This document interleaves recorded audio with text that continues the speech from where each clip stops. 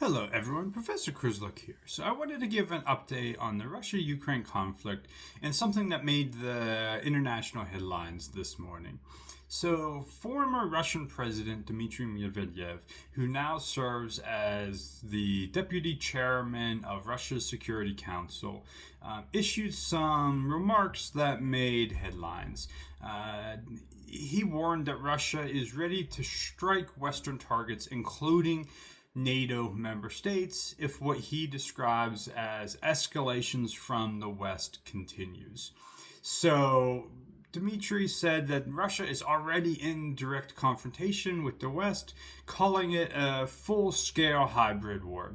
What made the most headlines and what's grabbing a lot of attention is that he referred to nuclear weapons, stating that Russia has the right to use them if the existence of Russia is threatened, and warned Western policymakers not to, quote, misjudge Russia's willingness to do so.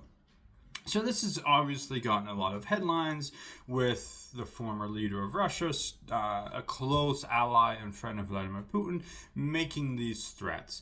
Dmitry went further and said, "Let the Western capitals know our response will not be limited to Ukraine." So a pretty clear threat to NATO, a pretty clear threat to the U.S.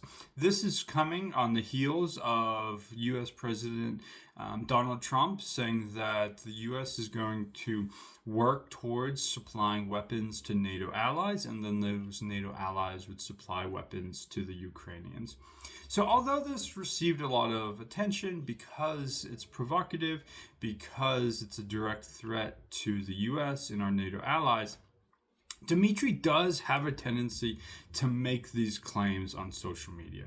So he uses Western media, Western social media like X, to make these claims quite often. I remember I was teaching a course on Russia last semester, and we would follow his social media accounts, and there would oftentimes be pretty provocative statements like this. Oftentimes they don't make the headlines like this, and as I was reading and thinking about how to talk about this, a lot of these newspaper articles were saying that this is a step further than Dmitry normally goes, and maybe that's true.